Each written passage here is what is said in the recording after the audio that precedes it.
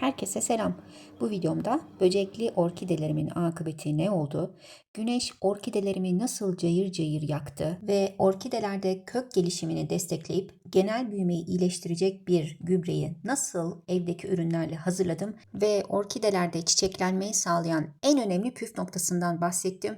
Lütfen videomu sonuna kadar izleyin. Orkidelerinizi çiçeklendirmek için sonbahar aylarında hava sıcaklığının 15 derecenin altına düşmediği zamanlarda direkt güneş ışığı almayan bir yerde en az bir hafta orkidelerinizi bekletmeniz gerekiyor. Gece gündüz arasındaki sıcaklık farkı çiçek oluşumunu teşvik ediyor. Bu orkidelerimi bir önceki videomdan hatırlarsınız. Tamamen bitlenmiş ve mantar hastalığına yakalanmışlardı.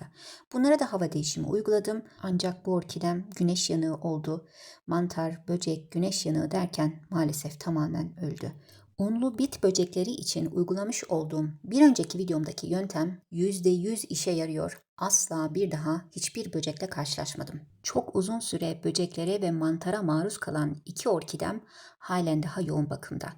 Ve işte benim güçlü kızım. Başına bir sürü şey gelmiş olmasına, defalarca yere devrilmesine rağmen hala hayatta ve çok mutlu. Videomun sonunda onun çok güzel gelişimini sizlerle birlikte paylaşacağım.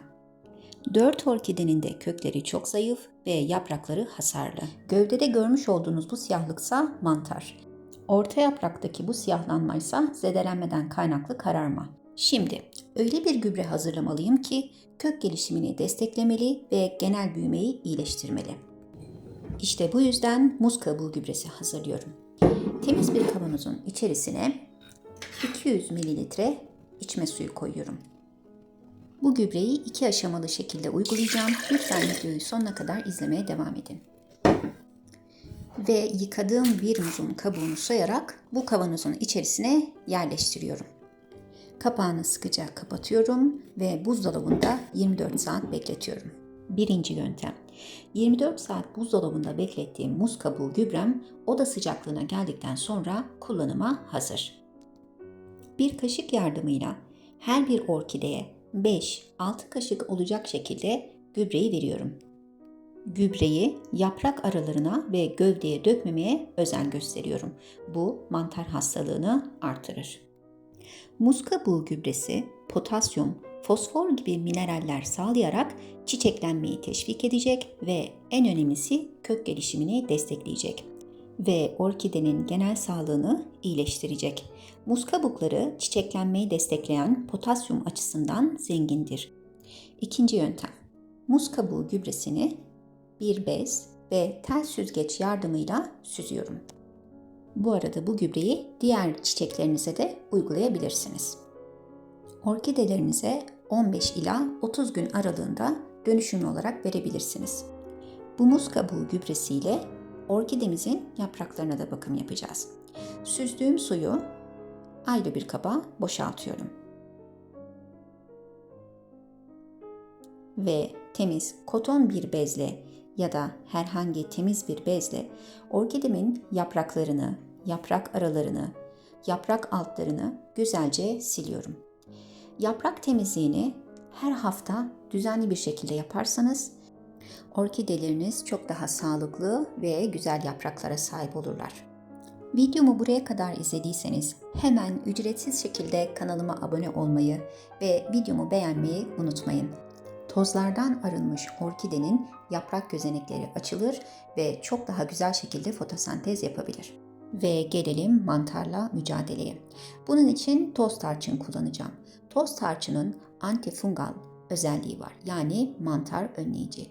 Eğer bu şekilde köklerde kararma, yapraklarda kızarıklık görüyorsanız ya da orkideniz yaralandıysa, bir yaprağı kırıldıysa, ayrıca budama yaptığınızda da kullanacağınız ilk malzeme tarçın olmalı.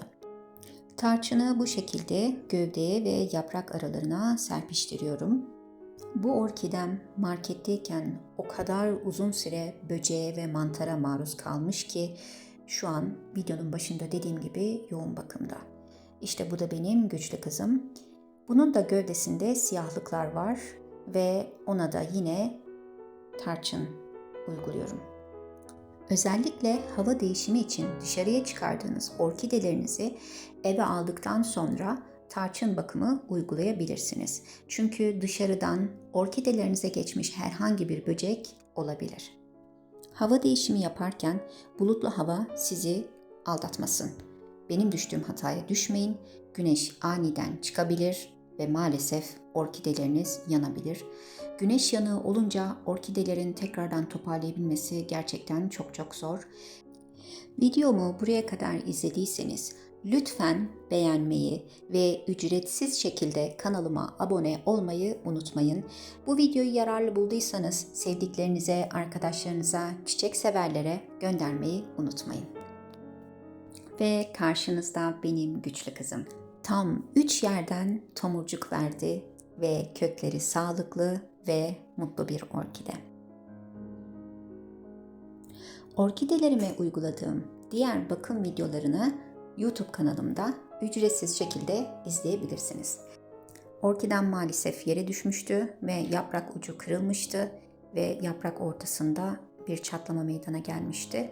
Ama orkidem gerçekten sağlıklı ve mutlu. Bakın, iri ve kocaman kökleri ve yeşil kökleriyle işte benim güçlü kızım.